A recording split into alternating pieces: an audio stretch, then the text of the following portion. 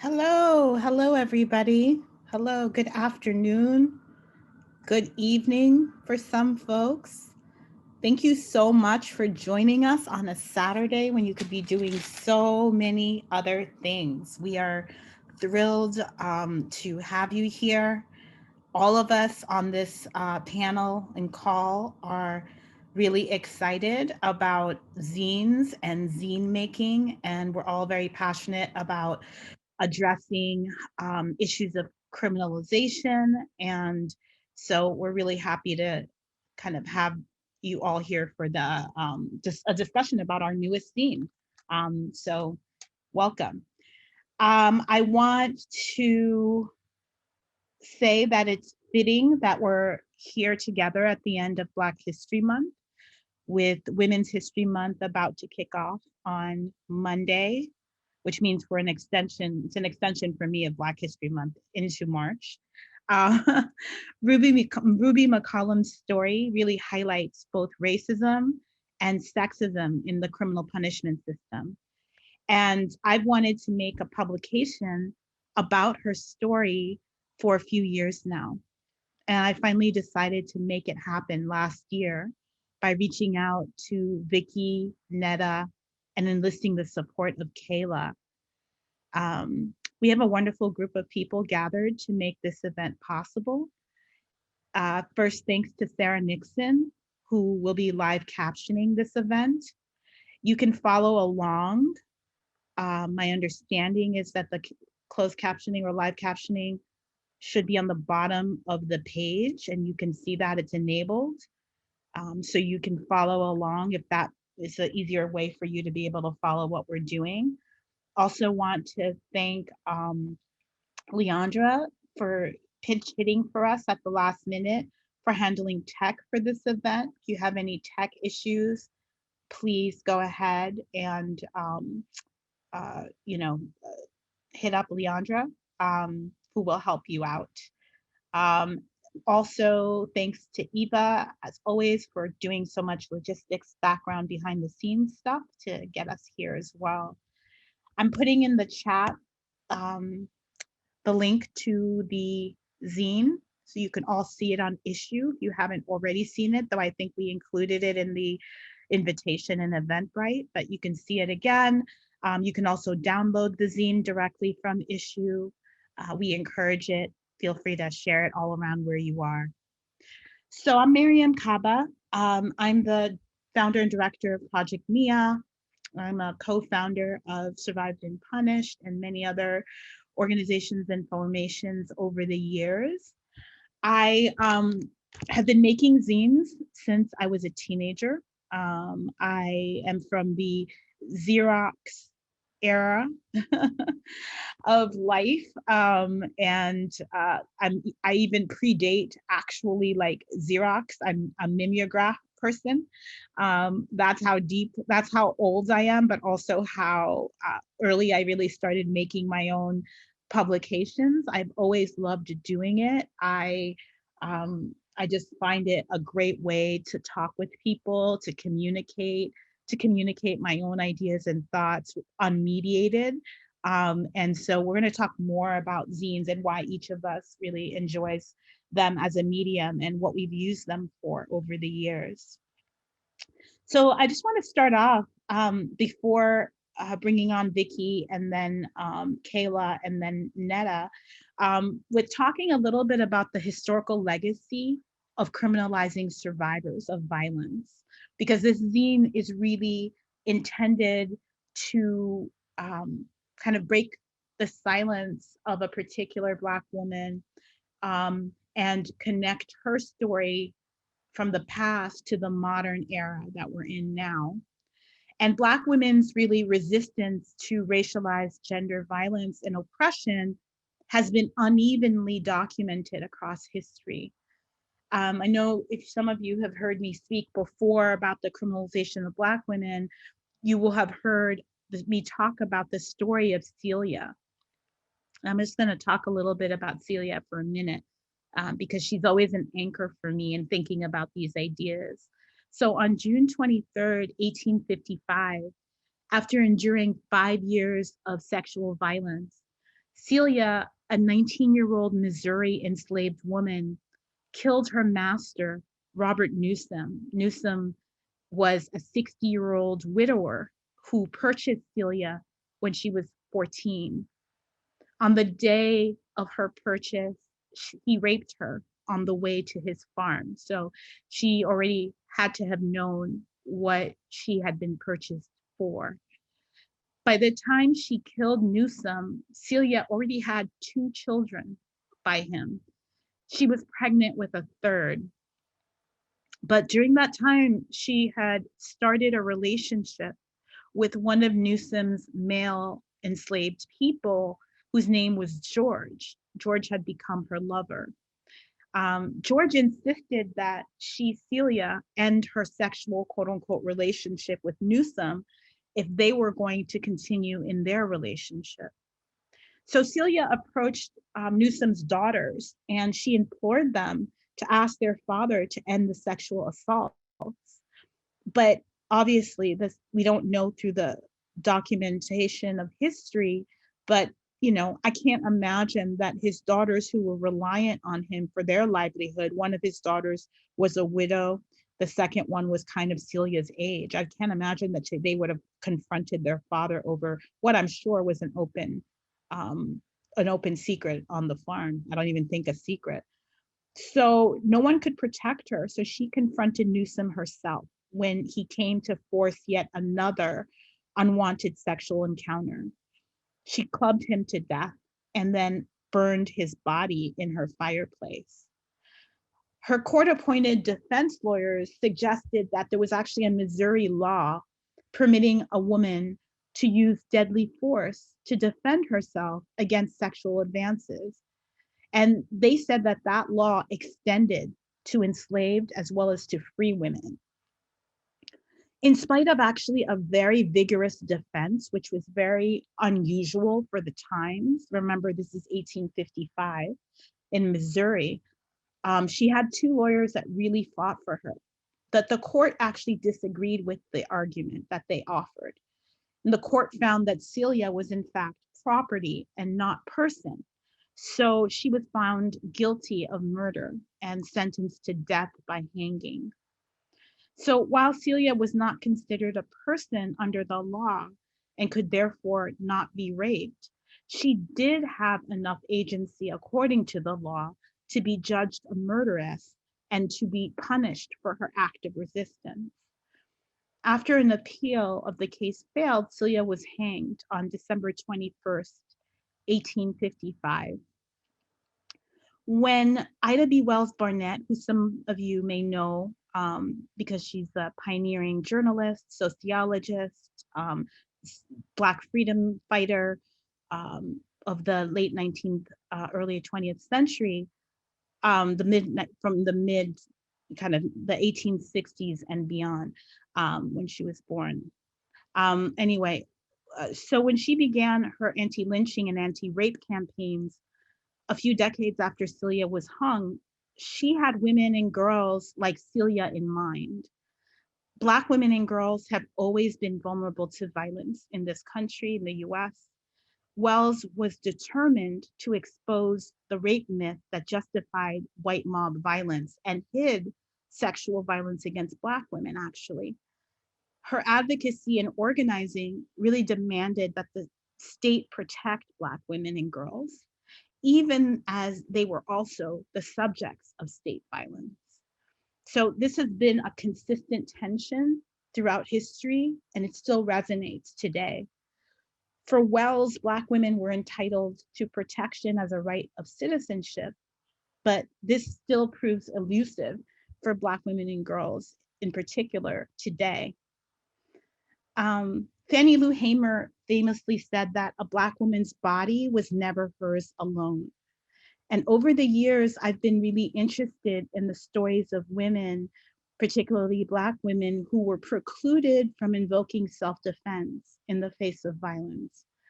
I've been interested in the idea that I coined, suggesting that under the law and custom, Black women have had no selves to defend. A few years ago, I co-curated, along with my friend Rachel Kydor, an exhibit by that same name, No Selves to Defend. And I'm going to put a link to that over here in the chat. And so for those of you who are interested, the exhibition had a few framing questions. One of them was, who has the right to self-defense? And the second one was, how do race, class, sexuality, and gender expression affect what our society sees as violent? And the third question we engaged through that exhibition is, what does it mean that women of color, particularly Black women, have no selves to defend? So today we're going to discuss the case of Ruby McCollum, whose story is featured in this new zine, which is a project of a newly launched project called Sojourners for Justice Press that I'll talk about in the future, not today. And it was beautifully printed on risograph by Irrelevant Press. And I'm gonna put a link to Irrelevant Press in the chat. I'm such a big fan of them, and I always want to use their, get any chance to share about them. And I learned about them through Netta, so I appreciate that connection. So who was Ruby McCollum? Why is her story memorable? What does what happened to her have to do with criminalized survivors today? What is the value of zines as a medium for telling hers and other stories? And those are the questions we're going to talk about today. And I'm really excited to be joined in this conversation today by Vicky Law, Kayla LeGrand, and Netta Bomani. Each of them will introduce themselves when they speak. I want to thank everyone for joining us this afternoon. I'm going to put in the link in the chat an opportunity to invite you all to support currently criminalized survivors of violence with concrete resources that they need. The link will take you there. Here we go. And oh, sorry, I'm going to put that in the chat for everybody. So if you can, give generously to support some of these criminalized survivors that are here and out and about. So next is going to be Vicky, who is going to talk to us about who Ruby was and give us a synopsis of the case that she wrote about for us. So Leandra, feel free to spotlight Vicky. Great. Hi, everyone. Thank you so much for coming and being with us on this, at least in New York, rainy Saturday afternoon. As Miriam said, there are other things you could be doing with your Saturday, so we appreciate you sharing part of your afternoon with us. My name is Vicky Law. As Miriam said, I am a freelance journalist and an author. I have been covering issues of women in prison for the past 20 years, and this includes many times the intersections of abuse and violence and self-defense and how this leads to incarceration.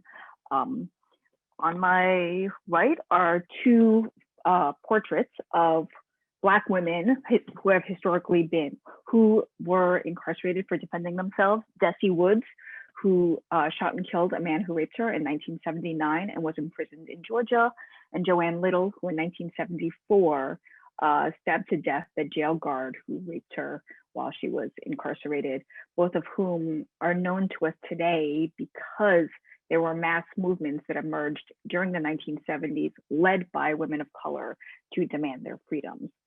We know a lot less about Mrs. Ruby McCollum because what happened to her happened in the 1950s. And unlike Dessie Woods and Joanne Little and many women today, but not enough women, if that makes sense, there was very little attention paid to the intersections of abuse and power dynamics. And she was basically condemned and railroaded into silence. So the story starts in August of 1952 on a Sunday morning when many people were in church. Ruby McCollum walked into the office of Dr. Clifford Clifford LeRoy Adams, a popular white doctor who had just been elected to the Florida State Senate, and shot him. Adams died, and Ruby was arrested for his murder. Ruby McCollum was a Black woman. She was the wealthiest Black woman in Live Oak, Florida. But in 1952 and today, that class distinction didn't matter because she was a Black woman who shot a white man. LeRoy Adams, as I said, had been a popular white doctor who had been known to treat people who could not pay him for free. He had promised numerous voters that he would find them jobs if he was elected to the state senate. He was a married man. Ruby McCollum was a married woman. For several years, they had been having an affair. Whether that affair was consensual when it started, whether it was still consensual at the time of the shooting, remains a mystery because Ruby was never, ever permitted to tell her side of the story. Upon her arrest, she was sent to a prison 60 miles away from her hometown of Live Oak, Florida. So she was not held nearby where people, her family members and others could access her. The presiding judge placed her under a gag order that did not allow anyone except for her family and her attorneys to speak with her. So she was not allowed to have any sort of media attention, press attention, or anything like that. She wrote a letter to her attorney from the penitentiary, and in it she said, "He, Dr. Adams, and I have carried on for 6 years. I have always been afraid of him, but he has been the boss. When he'd get mad at me, he'd tear into me like a lion and then give me a big shot of medicine to almost kill me." In another letter, she told him that at one point, Dr. Adams had beaten her in his office in front of his nurse in a waiting room full of patients. But even though she said this, none of this was allowed to come out when she finally went to trial. She was allowed to take the witness stand and to testify in her own defense, but only partially. She was allowed to admit to her affair with Dr. Adams and that her last child, who was a light-skinned baby girl, was biologically his. But she was not allowed to answer any questions about whether the doctor had ever been cruel or abusive, that she had been impregnated by him again at the time that she had shot him, and she was not allowed to say why she had decided to kill him. Every time questions like these were asked, the prosecutor objected. This happened 38 times throughout the course of her trial. And we have to think about that in that context.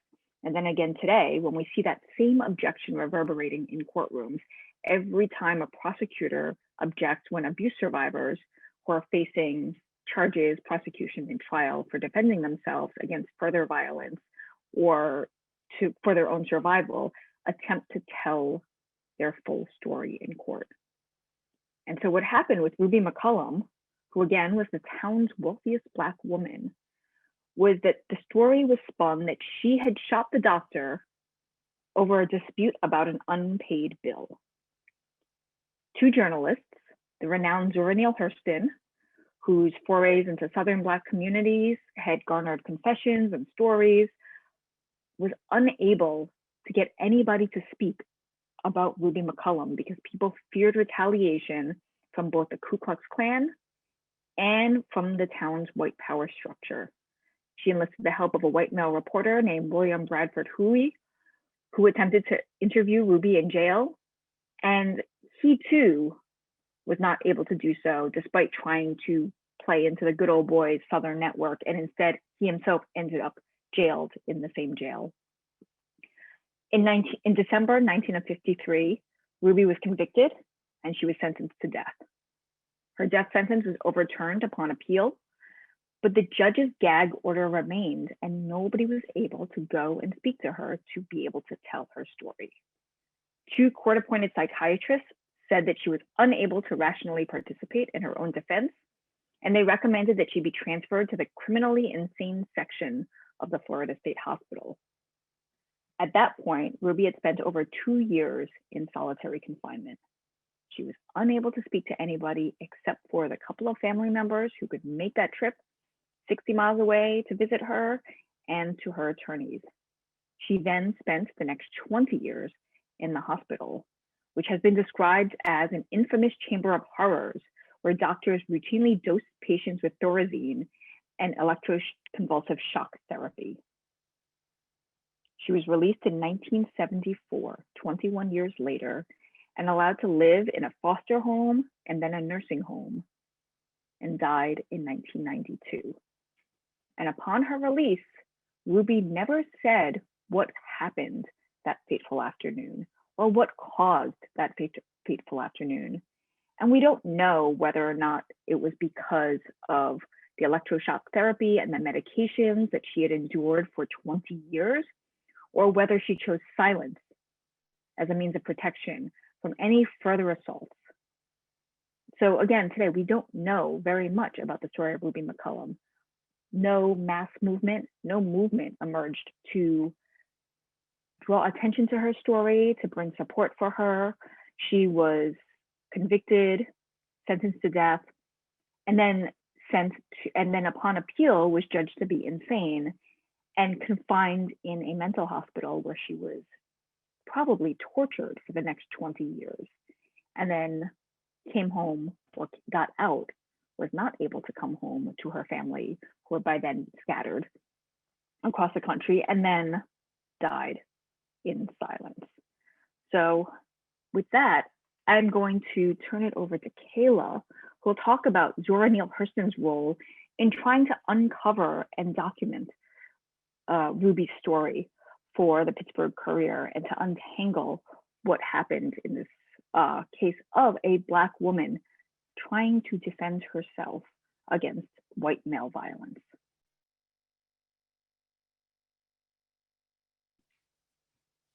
Hello, thank you, Victoria, for that spectacular synopsis. And thank you everyone for being here today. My name is Kayla. I am a junior at Barnard College who works at the Barnard Center for Research on Women. I was able to do this research with Mariam, and it's been such a pleasure working with her. I want to talk about, what I found during the research process. It was very fun and exciting to, go into these archives and see what Zora and other reporters wrote. It was actually a fairly easy process of doing so. There's this amazing website that has like thousands of newspapers. So I was able to find her articles, over 100 articles total written about Ruby. So it was a well-documented case, but as we all know, there was, Ruby couldn't tell what actually happened because of the gag rule. So I guess I want to start with Zora's role in reporting on Ruby's case, and then kind of some other clippings that I found that were interesting, but were not the focus of the zine. So what I found while researching and reading these articles that Zora wrote, I found, comparing it to the other reporters, she had a very narrative, less so strict and, observational. Her reporting was very observational, and she was, adding her kind of literary talent to the writing, which I thought was interesting. And I thought it worked as a way to humanize Ruby, because many of the other reporters would just, focus on her, the case, the trial, what she may have done or hadn't done. But Zora's articles were, detailing the look on her face, how she was dressed that day, the appearance of the courtroom, what the courtroom looked like, the segregated areas for Black viewers and then white viewers in the courtroom. So she was really just like laying out the entire scene, which I think allowed more readers to come to their conclusions of what may have happened. And I also think in doing so, she was kind of laying her idea of what happened as well.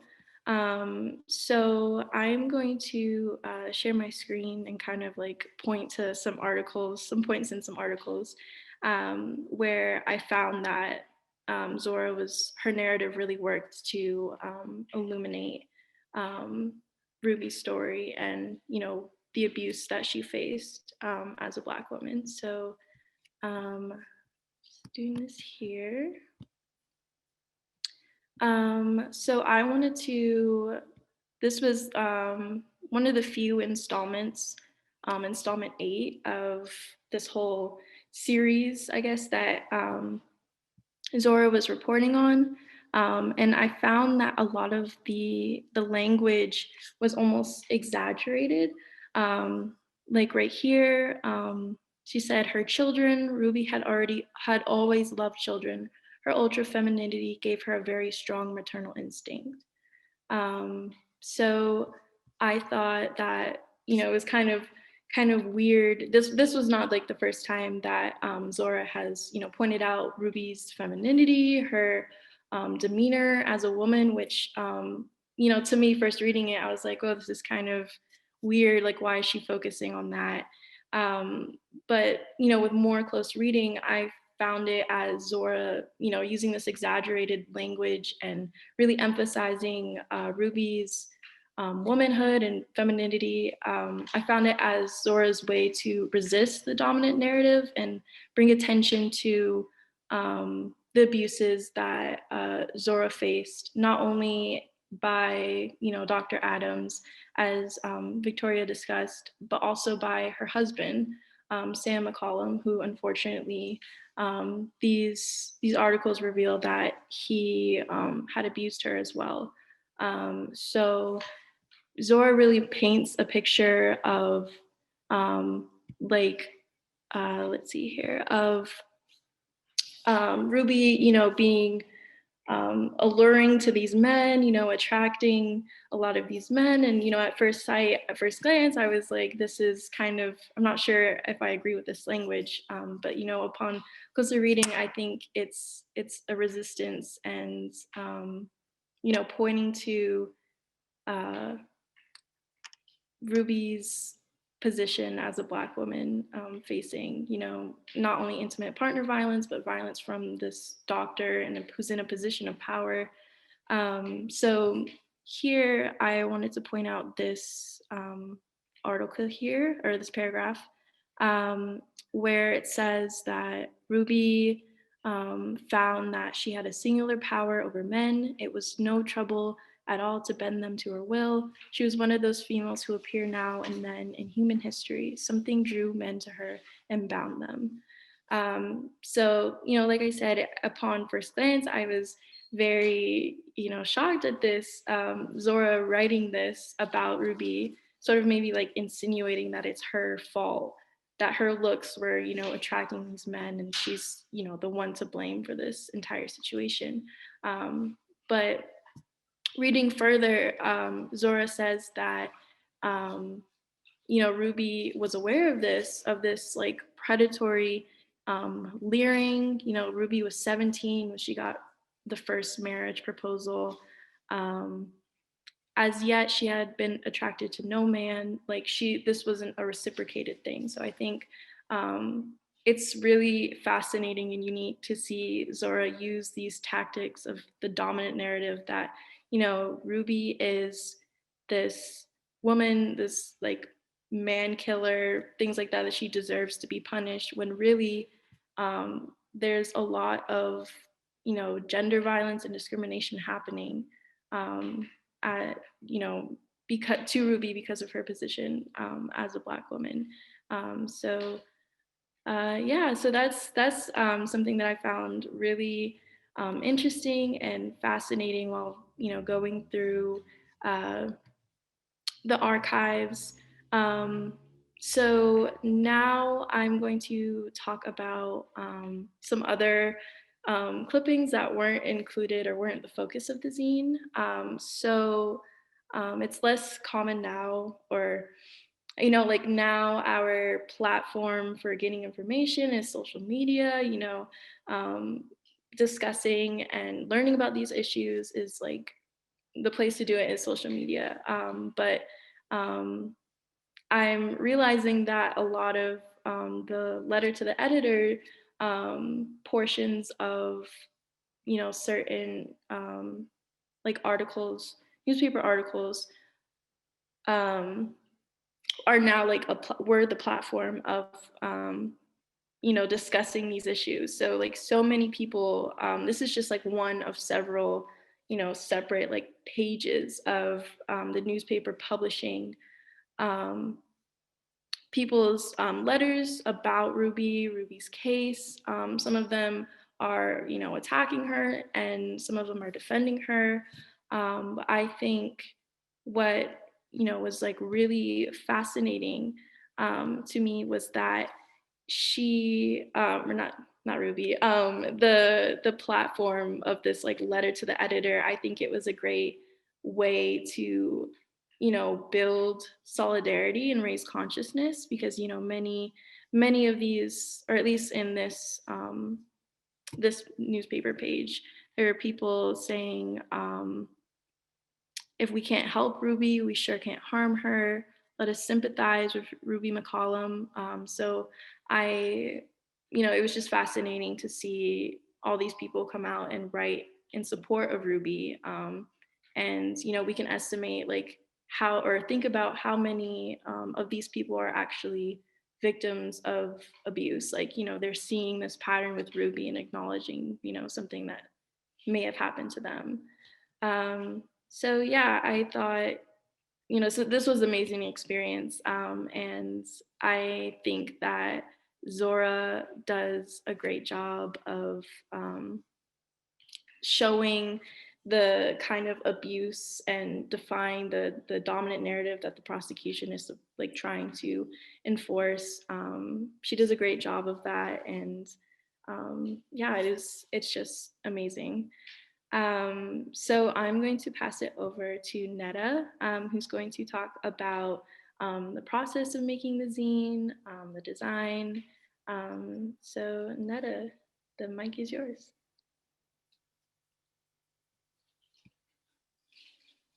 Cool. Hi, everyone. My name is Netta. I am an abolitionist. I'm also a printmaker and a zine maker and a computer programmer. And yeah, I'm just gonna, you know, talk through and maybe like thumb through some pages of the zine today with you all.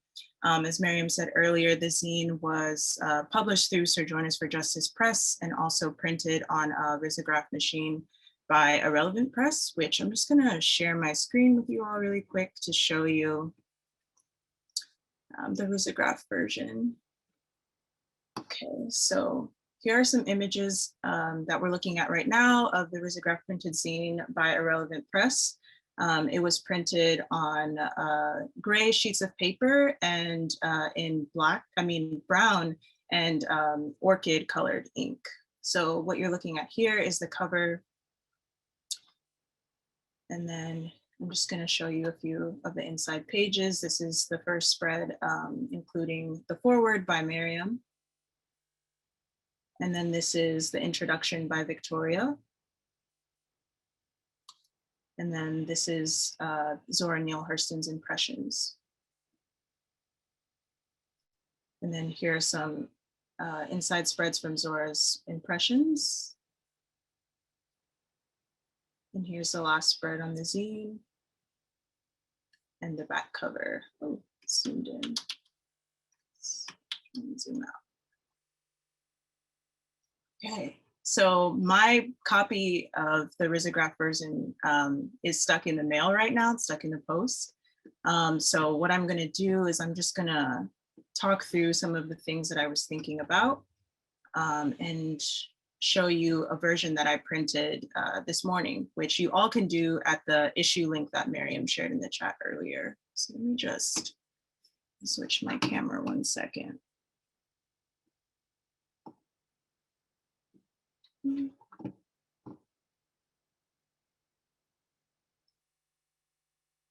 All right. So what we're looking at here is a version that I printed today. This is printed on just a regular inkjet printer with black ink, and it's printed on newsprint sheets. And basically, I just wanted to talk a little bit about like how I sort of think through zines, especially when I'm working on zines that are specific to the practice and the collaborationship that I share with Miriam and Project NIA, and also Sojourners for Justice Press. So most of the zines that we work with are based on this sort of research-based practice and have a lot of archival or ephemeral materials that I'm sort of tasked with just like synthesizing and trying to create some sort of visual language for. And so it's really important for me to contextualize these artifacts that are given to me in some sort of continuum. You know, there's history that happened in the past, then there's history that's happening now, then there's also histories that, you know, I can't see that are happening in the future.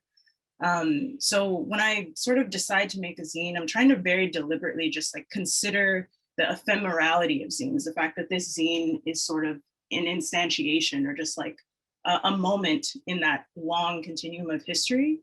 And so it's not something that I can necessarily, you know, make this like permanent object. It's going to go out into the world, and it's going to, basically, it's not something that I have that much control over, although I do have some control over, you know, how it's articulated or how I communicate some of the things that have been shared with me. So I see this sort of practice as like, you know, honoring this history and also honoring the ancestral knowledge that I contain within myself, and also just exists among all of us. And so I also acknowledge my own limited perspective and understanding, and my perspective and understanding is also just reduced or reliant on the archive that I'm working with. And so when I'm thinking about Ruby's story, we have to think about the archive that it's emerging from. So you know, a lot of the things that we were hearing from Vicky and from Kayla is that, you know, there's a lot of restrictions on this archive. There's Ruby herself. She had a gag order. She was not allowed to, you know, articulate what was going on with her. She was not allowed to commit her own perspective and experiences into the record. And that's something that I have to take in mind, and we all have to stay mindful of. And so a lot of the content, or just like the design language within the zine itself, you'll see is just gesturing towards, you know, the way that archival documents themselves are organized. So this zine is, you know, it's typeset in monospace font, Courier New, which is a very common font in a lot of governmental documents, a lot of archival documents. It's also an accessible font. It's available on all of our computers and typewriters. And so I very deliberately chose this font because of its association, or just like its own history within archival documentation itself. And so just like in thinking about the way that the publication itself is designed, and the way that, you know, you're turning through the pages, and the sort of, you know, news clippings and collages here that I've created based off of the archival materials that Kayla found, you can see that there's a shared language between the news clippings themselves, sort of archival documents which are more standard or bland, and even, you know, the standard fonts within newspapers themselves. So like serif fonts like Times New Roman, or more sans serif fonts like Futura. And I think something that is also really interesting about this zine, or something that I was really gravitating towards, is like, how can me as the designer, you know, show to you that I'm also engaging in the archive, that I'm also very much so conscious of the fact that this is an archival document. And so you can see, you know, these highlights here. So for example, reading from Victoria's introduction, it says on this spread to the left that Ruby McCollum was a Black woman, the wealthiest Black woman in Live Oak, Florida. But in highlights in 1952 and today, that distinction didn't matter. And so I'm just going to continue on to a few other pages and share with you some other highlights. On this page to the right, what we do know is that Black women experience domestic violence at a higher rate than white women. We also know that Black women are in prison at nearly twice the rate as their white counterparts.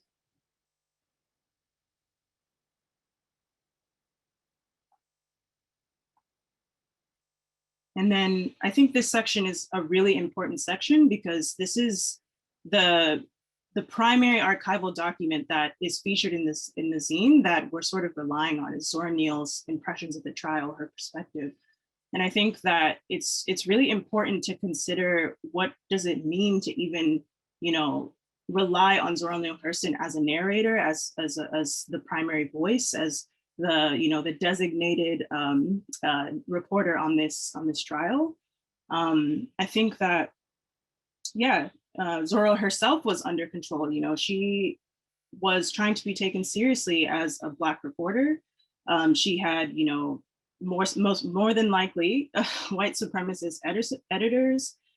She had the KKK on her back. She had a lot of people, surveilling her and making sure that the way that she covered this trial was sort of in line with the sort of stereotyping and sort of public vilification that Ruby herself was under as well. So you see Zora sort of becoming a proxy for Ruby and trying to, reconcile her own identity as a Black person, a Black woman who can, you can see in her writing sometimes is identifying with Ruby and identifying with Blackness, but also at the same time disidentifying with Blackness because of these sort of pressures and her own political ideologies and such.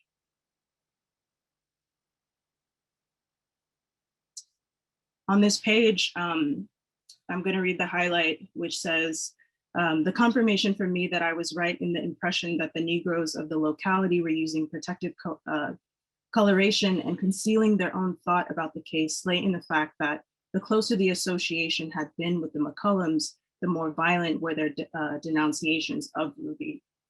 So Zora's talking here about how Black people were trying to distance themselves from Ruby because of the pressure from not only the Klan, but other Black people who felt like even having a mere association with anybody who tended to sympathize with Ruby would paint on their own character and affect their own ability to, live social lives or even maintain jobs.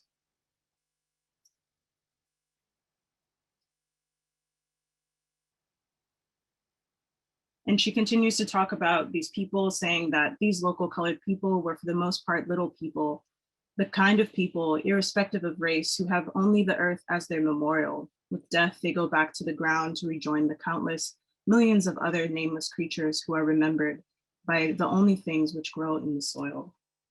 So a lot of, Zora's writings, it's kind of like standard, reportive journalistic writing for some bits of it, but a lot of it is actually really just poetic prose, and a lot of these reflective moments where she's, making these metaphors to, tilling the soil, just like ancestors, death, life, and, all of this is sort of hanging in the balance in Ruby's trial here. And so you can see that Zora herself is having these visceral reactions to the case and is actually expressing that in her writing.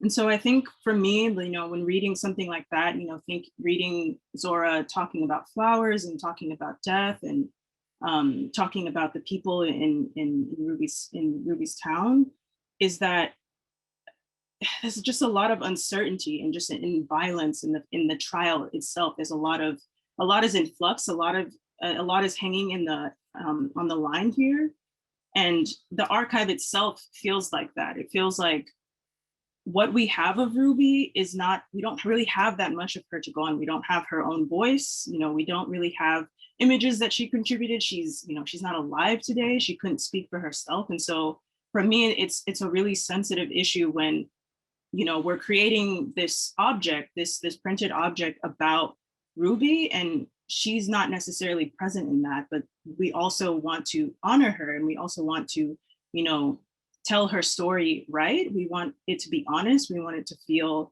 better than what, her trial felt. We don't want to necessarily reify, the violence that was done onto Ruby in this object itself. And so I think it's really tricky to do that, to critically compose or critically fabulate a piece like this, because so much of what we have left of Ruby is just, after images of the violence that she actually faced in reality.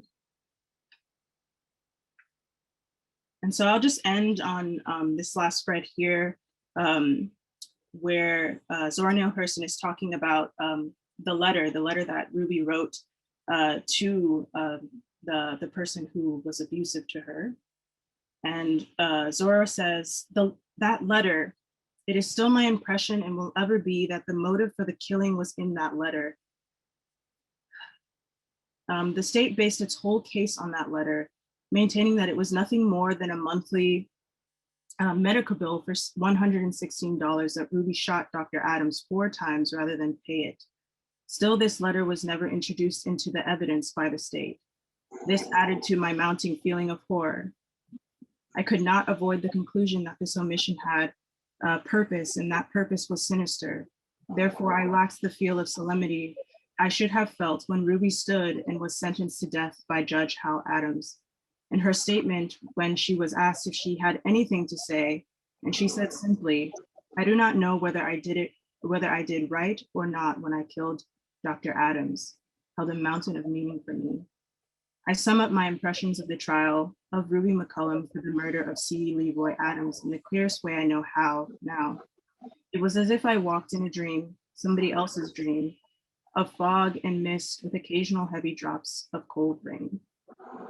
Somewhere beyond me and hidden from me by the enshrouding mists, the tremendous action of this drama of Ruby McCollum and Dr. Adams and the actors in the trial went on. It was behind a sort of curtain on the other side of silence. And that's all I'll share for now. Great. Thank you, Netta. Appreciate it.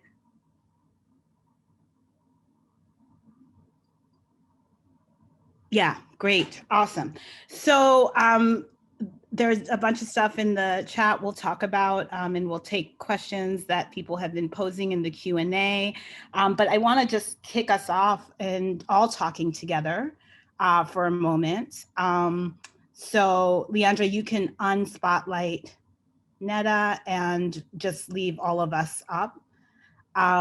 First, I want to just really thank so much everybody, Vicky, Kayla, Netta, for doing this with me and being part of this and saying yes. I so appreciate it. I just wanted to say this was, as you can see, but you can't see me, but as you can see, this is an intergenerational collaboration.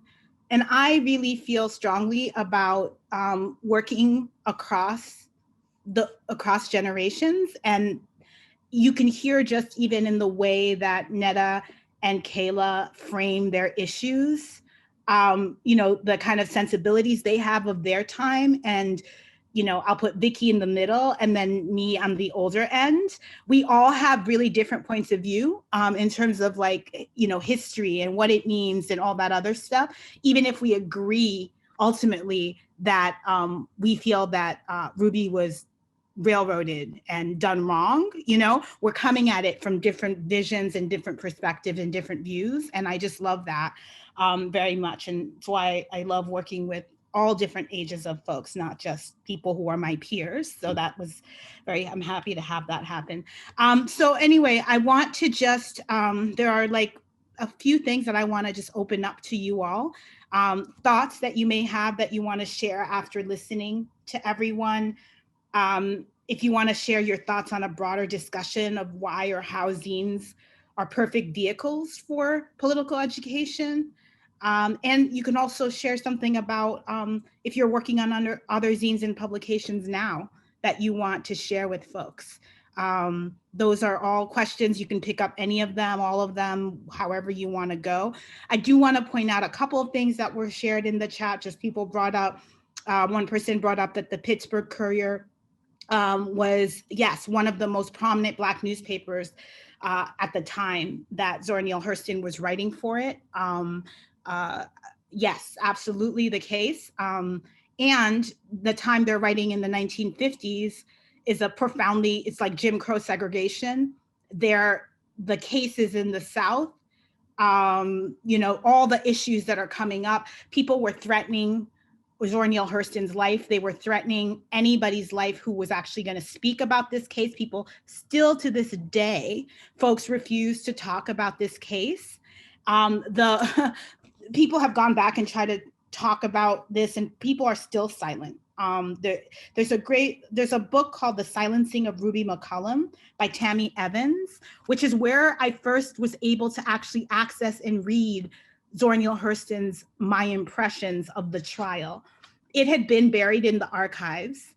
Tammy Evans kind of took it back out of the archives and printed the whole thing at the back of her book.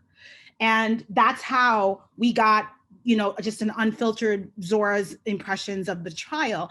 And part of what drove my interest in making this zine was to take that information that would be hard for people to find and make it accessible to more people to be able to read. Because this trial was really a trial of the century type trial.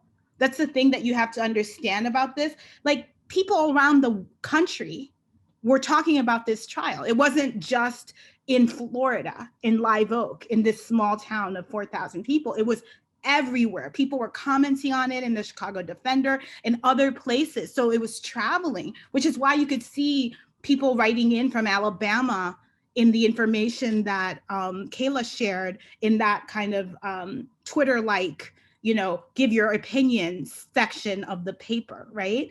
And so just some thoughts there. Melissa brought up the issue that Ruby and her husband were numbers runners and supposedly dealing in selling alcohol when it was illegal to sell it in town. Yeah, cool. They made money.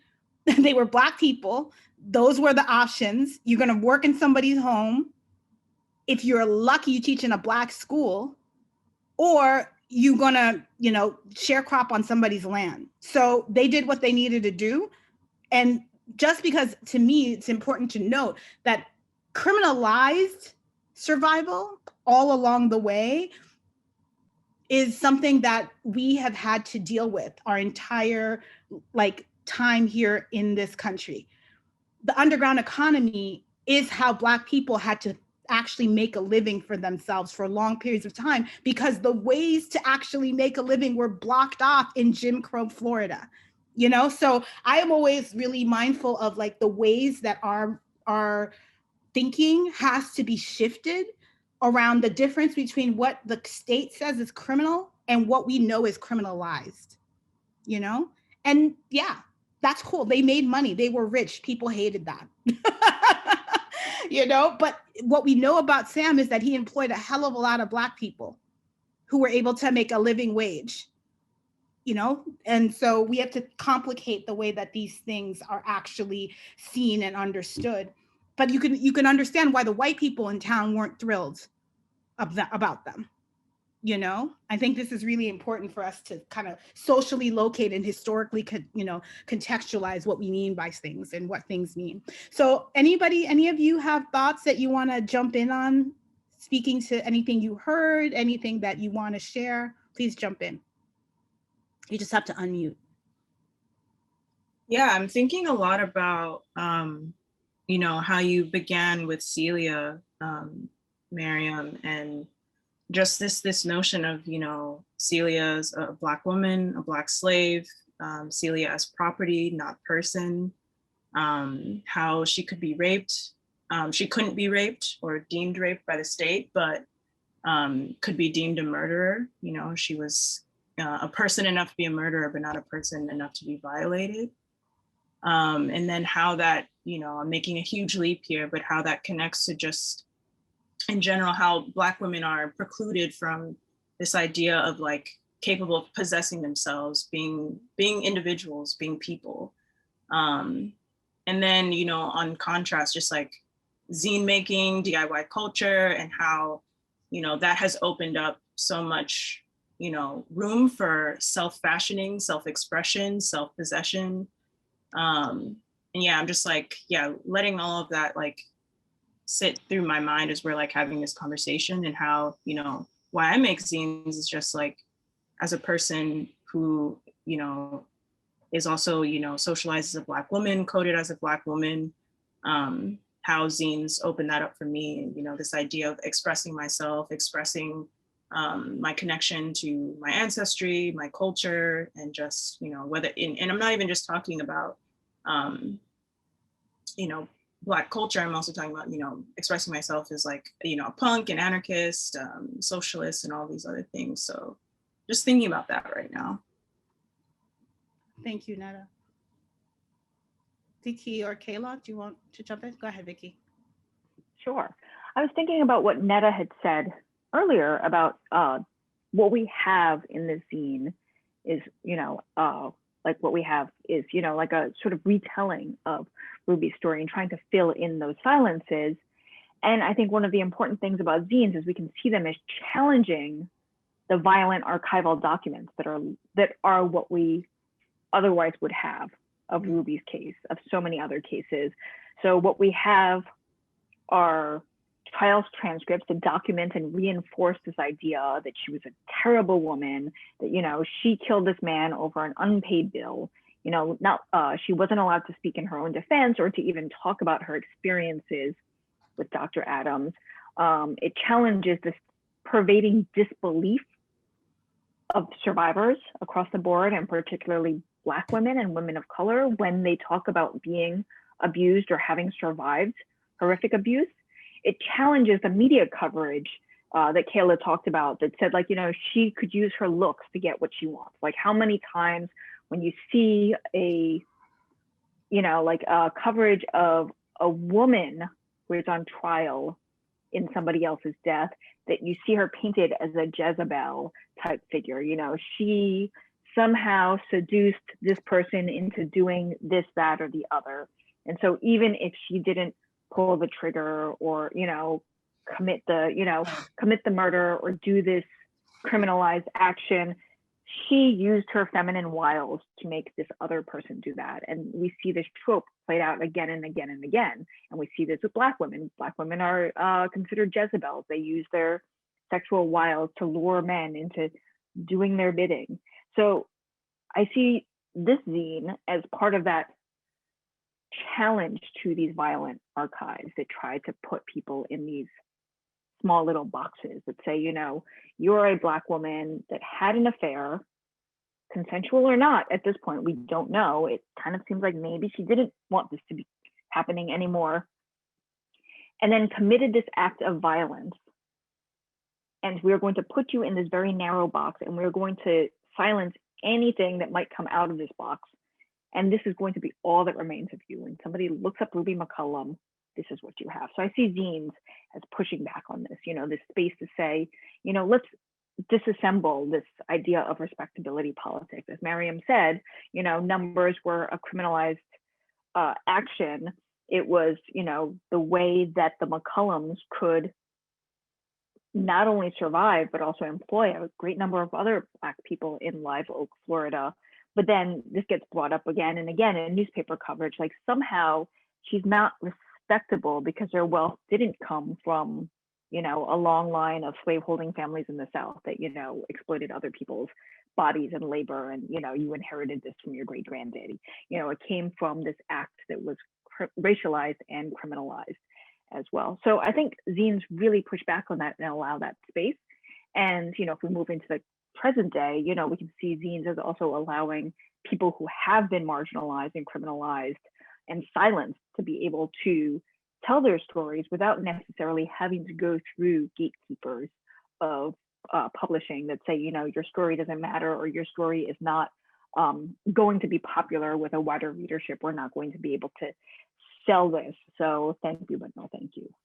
Absolutely. I mean, yeah, I think that, and this was kind of what I was trying to articulate with the fact that I see, or I feel zines as like something that's very spiritually connected and also, you know, politically connected as well. Like the act of publishing has always been very political. And I think that, you know, this zine and like many other zines are just not really interested in perpetuating any of these exclusionary, citational, and knowledge hoarding practices of the academy or any kind of, you know, commercial press and publishing and et cetera, et cetera. You know, the zine is on issue. Anybody can print it. anybody can, redistribute it. Anyone can remix it, try to add on to it. Maybe there's going to be a part 2. I think that the fact that we are so generous with this knowledge, and we're trying to, not perpetuate or even reify there was a lot of gatekeeping going on in Ruby's own trial, and sort of, trying to control the narrative. And I think that, they wouldn't be doing that if there wasn't something political about Ruby's story, and there wasn't this sort of, very deliberate control and ideology, undergirding the way that they were making the decisions within the trial. And so, yeah, I definitely see zines as an undoing of that, like intervening and trying to, say, hey, that's not what we're doing. Like, this happened to Ruby, and we're not going to let it happen anymore. We're going to try and reset and, go from there. So, yeah, I really appreciate that, Vicky. I see also there's some questions that came in for Kayla, and one of them was, what newspaper archives did Kayla search? Do you need to be affiliated with Barnard to get access to the archives? The second question for Kayla is, thank you so much, Kayla, for sharing your archival digging into Zora's work with us. I'm curious if you or anyone could delve further into some of the tactics used by Zora to defend Ruby. I guess I'm thinking about her appeals to her femininity, her mothering instinct, being a good student as a kid, etc. How can we understand the impact of these words and her appeals to this sort of goodness or innocence when we know that these expectations and ideas of innocence are anti-Black at their conception? So if you want to answer any of these questions in your own way, Kayla, please do. And I can also jump in after you if you need to. Okay, go ahead. Awesome. Thank you, Netta and Victoria. I wanted to kind of like add and emphasize kind of like what you were talking about and segue into these awesome questions. Yeah, so I just wanted to emphasize the process of zine making and putting out zines as a way of accessing these archives, because a lot of archives are very institutionalized or institutional. Like, you can't, not just anybody can walk in and look at these archives sometimes. It's like a process of, registering and, so I think, what Netta said about the zines undoing this practice of, of archives being restricted to some people, and not only looking at them, but who's in the archive. So I think that's, really spectacular and amazing that zines have the ability to do that. But going into, archives and access and answering the questions of how I did the archival research. So the newspaper archives I used is actually newspapers.com. Unfortunately, you need an account, or you need to make an account, and I believe there's a paywall to it. In making the account, it's free to make an account, but in order to access the articles, you have to pay, which is very unfortunate. But I accessed the newspaper.com archive through the New York Public Library. So if you have a New York Public Library account, you definitely have access to newspapers.com and, the thousands and thousands of newspapers that are there. They're organized by year, super great. And I'm sure that if you are a member at another library, not just academic libraries, but public libraries, I'm sure that they have a subscription to newspapers.com. Yeah, so you definitely don't need to be affiliated with Barnard or any other kind of institution. But yeah, just speaking to the kind of like access of archives, even if people who, may not be affiliated with the public library, their public library may not have enough money to have a subscription to newspapers.com. Like, zines are like a really great way to combat that, lack of access to information. So, and then going on to the next question, which is an amazing question, especially about like innocence, and that narrative is very, very anti-Black and is used to justify or like say someone shouldn't have received certain treatment because they're a good person. No one should receive, any kind of violence regardless of what kind of person they are or who someone perceives them to be. So yeah, I think, that's a great question. And I think it is like complicated to discuss what kind of tactics Zora used, because I think Zora, utilized femininity and motherhood and, innocence, but that wasn't the narrative, I feel like, for Black women. Innocence was, associated with white femininity, the idea of white womanhood, like white women were innocent.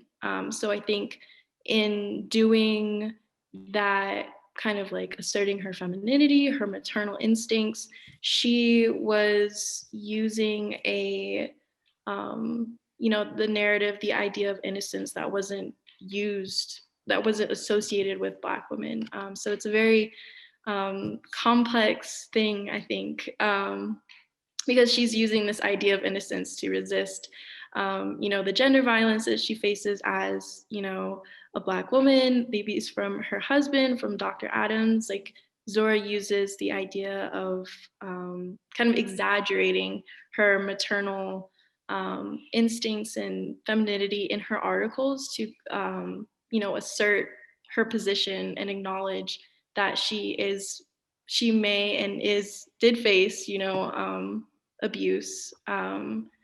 But, at the same time, pushing this idea of innocence is anti-Black at its conception, as the question articulated. So I think, it's really complex and points to kind of the marginalized identity that, Ruby and other Black women and women of color have. Yeah, I'm not sure if that was a great answer, but that's kind of like my thoughts on that.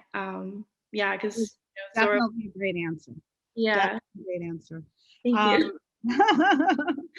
I want to say something about. I'm just going to pick up some of the questions that we have, which is the folks on the call that are on panel. You can see the questions in the Google Doc that are being listed down there. Somebody asked a question: is there work to identify her grave to honor her? She actually, her grave has been identified. If you go in Tammy Evans's book, she does reference that there is a site she was buried at. I can't remember right now where that is, but I will, yeah. I think in the book they talk about where she was buried. There was a question that was asked about, let's see here. With the stories of Desi Woods, Joan Little, and others, and also how Miriam mentioned Ida B. Wells' anti-lynching movement, having women like Celia in mind, can you talk more about the histories of Black women coming to defense of criminalized Black survivors when the state tried to rob them of their voice? There's such a long history of Black women fighting in defense of other Black women. I mean, the histories are replete. Many of the people who pushed for Desi's freedom were Black women. If you look at, I know people have kind of recently become more familiar with Combahee River Collective and Barbara Smith, Demita Frazier, and all the folks who were involved in that collective. Well, one of the things that Combahee did was create a defense campaign for a woman named Ella Ellison years and years ago.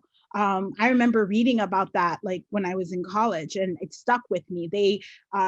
Ella Ellison had been falsely convicted, not in a self-defense kind of case, but in a case where she was falsely convicted of being involved in some sort of robbery that went wrong, and they created a whole defense campaign around her to support her. The cases of Joanne Little, the Black Panther Party was very importantly pushing for Joanne Little's freedom and an acquittal. And so were lots of Black women's organizations at the time. There's just a long-term history of that. Ida B. Wells always supported Black women who were fighting for their lives in various contexts. So we just have a long history. Mary Church Terrell and the Sojourners for Truth and Justice.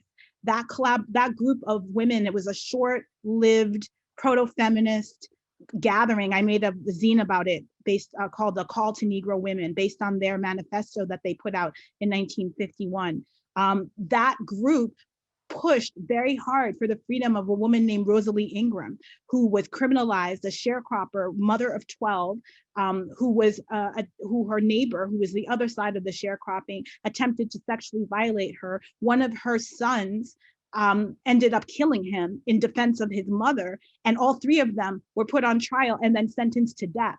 And Mary Church Terrell and all these very prominent Black women at the time, Claudia Jones, others, were all pushing for the freedom of Rosalie Ingram. So there's just no, and today, Marissa Alexander's, fight for her freedom, for Brescia Meadows, like it goes on. It's a long-term legacy, and we constantly have done it. As long as we've been here, we've been doing it in some way. So I hope that answers in part that question. I'll pose this question and anybody here can take it. Next.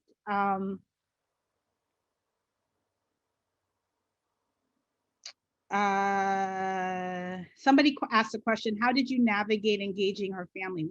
We didn't do that. I know the pain is still there and they did not want to talk about it, or did not for a while. Also wondering if there's support to save her home. I'm not sure of the question of any of those. We did not reach out specifically to our family. We just looked at the archives and put that back. My thought is that they probably wouldn't want to talk about this since they've never talked about it.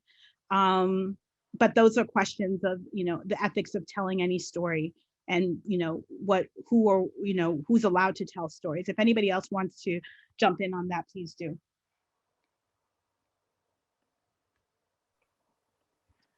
To put my reporter hat on for a second, it's an interesting balance, because one of the beauties of zines is there is this, exploration and telling.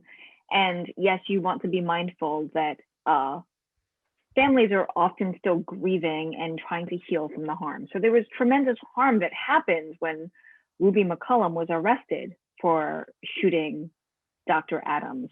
Shortly thereafter, her husband died, which then robbed her of any support she might have had, because her adult partner, regardless of whether he was abusive, he would have been able to perhaps muster some support for her or been able to go and visit her. And so that left her 3 children, the youngest of whom was a toddler, and had no idea what was happening, to have to navigate the world on their own. So they were not only living with the shame and stigma of their mother being arrested and being put on the trial of the century, but also probably recrimination and threats from the white power structure for what she had done.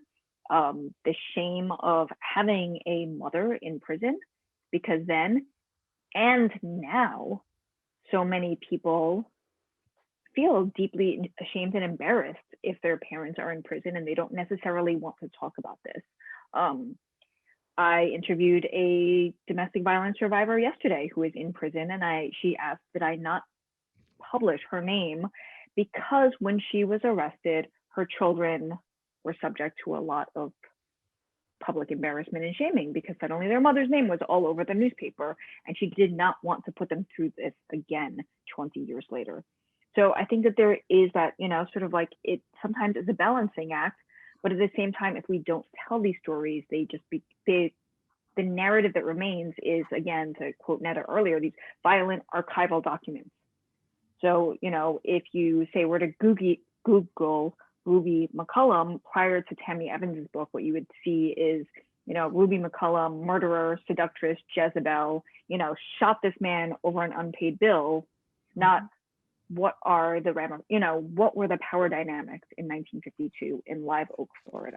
What are the nuances? It wasn't that this, this skinflint, wealthy Black woman just decided she wasn't going to pay a bill and, you know, shot a man in cold blood. It's that there were, you know, other forces at play, including the fact that he was the most influential white man in the town and had been known to be violent and abusive towards her. And she was not allowed to talk about any of this. So I think there is a balance between respecting the family's wishes and perhaps not going and asking them to open up 20-year-old, 30-year-old, 50-year-old wounds and to say, hi, do you remember 50 years ago, your mother did this and you had to leave town and change your name and do all of these other things and you have never talked about this again? You know, but by the way, can you please reopen all of these wounds just for us? But also to say, like, we want to actually put this in the context that people have not heard before, because in 1952 and 1953, the power structures said, nope, we are closing ranks, you know, and woe to anybody that tries to break free of those ranks to talk to Zora Neale Hurston or to talk to this white reporter from Alabama to say anything else. You know, the story is this, and if you don't stick to it, you can expect a very unpleasant visit from the KKK later on. Thank you, Vicky. So we have like 9 minutes to go. And what I want to do is to just close with each of you sharing what you're working on right now in terms of if you're working on new zines. You know, I'm always working on new zines. I know the other person who's always working on a zine is Netta. I also know what Vicky's never not working on zines. So share about that. Kayla and I are working on a project, which may turn into a zine, you never know. Yeah, so Netta, what are you working on? Ooh, where do I start? So I'm really excited about this zine that I'm working for Sojourners for Justice Press right now about Margaret Burroughs. For those of you who don't know, Margaret Burroughs was a visual artist and a poet and an artist and an educator who specifically worked with people who are incarcerated for much the length of her career. And she was also a zine maker. Yeah, I'm working on a very huge archival zine about Margaret Burroughs' works, her publications, her whole entire philosophy and ethos, and also working with some contributions from people who are currently and formerly incarcerated who interacted and had relationships with Margaret Burroughs and made art and just like archival responses to her work. So I'm really excited about this zine. I'm working on this with Sarah Ross and Tempest Hazel and, oh God. Skyla Hearn. Yes, Skyla Hearn, and yeah, just so many amazing people and organizers through Project Nia, and Miriam, of course, as well. So yeah, look out for that during Women's History Month. That is coming out soon. I'm also been working on making a zine every day for 100 days. So I'm on day 31 today. I've made 31 zines, and you can just, check me out on Twitter. My Twitter is my full name, Netta Bomani. And yeah, I'm super excited about that. And the last thing that I will say that I'm working on is my actual thesis. I'm in graduate school. My graduate thesis will also be a zine. So keep a lookout for that. I'll also be announcing when that will be. It will be a zine performance. So yeah, stay tuned for that. Wonderful. Thank you, Netta. Vicky, what are you up to? Oh my goodness. Okay, I'm wrapping my head around 100 zines in 100 days still. So I put out, this actually came out, the pandemic issue of Tenacious. I actually put it out last summer, but then I forgot to tell anybody about it. So only a handful of non-prison people ever saw it until recently when I was reminded that I have a box of them in my house. Tenacious is a zine of art and writings by women in prison across the country. Cisgender women in women's prisons, trans women in men's prisons, and a couple of trans men in women's prisons. And the last issue that I did was about the pandemic issue. So it's I wanted to call it the twin pandemics of racism and COVID, and then realized that there was no way that any prison would let it in. So it's just called the pandemic issue. And in it, the women talk about being imprisoned under COVID, as well as their reflections on the systemic and endemic racism in the United States of law enforcement against Black people and people of color, how this has affected them, and their thoughts and reflections on the wave of Black Lives Matter protests and the defund the police protests that happened over the summer from where they sat. So that was what I was working on. This actually, I think, is going to be my last issue of Tenacious, because I just don't have the wherewithal to continue this as prison mailrooms clamp down hard on what can and cannot come in.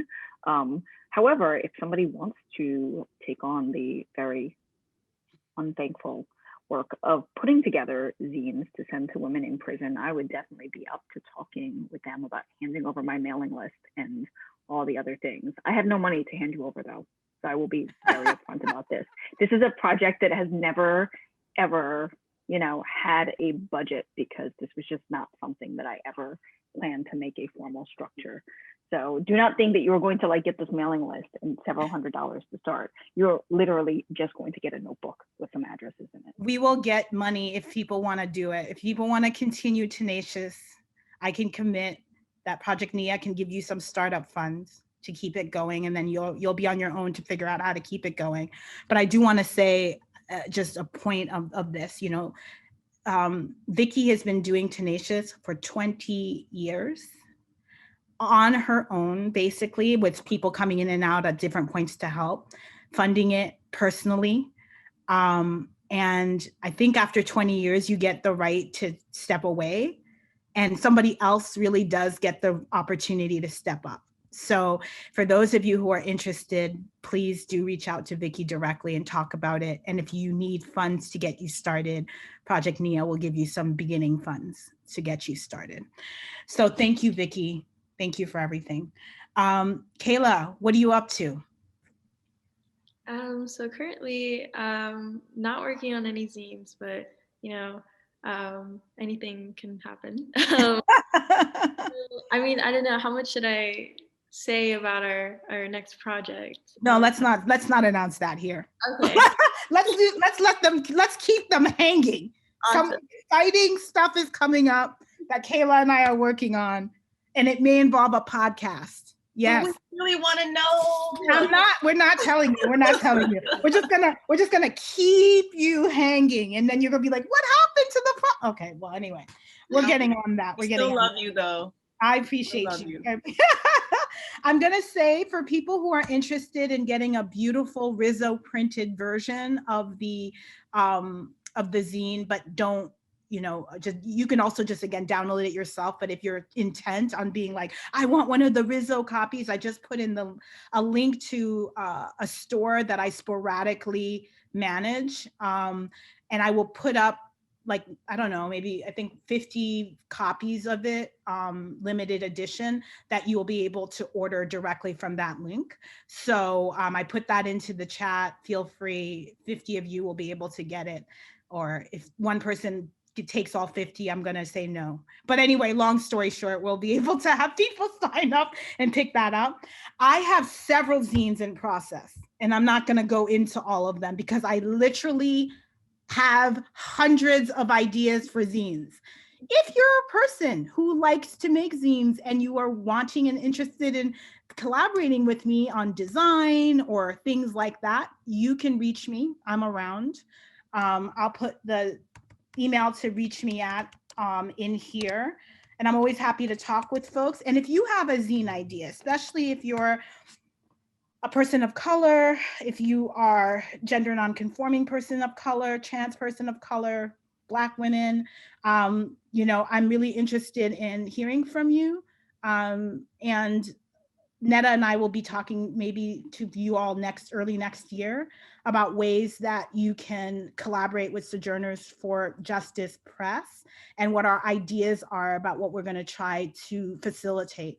out there in the world, to allow more people who want to get their words out and their ideas out and their thoughts out, to get them out to more people to have, and to have a little bit of resources to do that. So very excited that you all joined us. Totally grateful to Vicky, Kayla, and Netta for working with me. Maybe they'll continue working with me after this. I don't know. It could be not, it could be yes, we'll see. I feel like you don't get a choice after a while. Like as soon as you start working with me, you kind of never stop working with me. I don't know. Maybe that will make other people not want to sign up for this mess, but I'm just saying, I like collaborating with people, and I like collaborating with good people and people who are no drama and don't cause me a lot of hassle. That's the group that we have here. So thank you all for joining us. I'm excited again that we got to share this with all of you. Download the zine, share it with everybody you know, tell them to download it so they can know Ruby's story. And stay tuned in March for Margaret Burroughs. Woo! I'm excited for that. It's going to be beautiful and awesome and great, and you're going to not want to miss that zine. So thank you all. Have a great afternoon.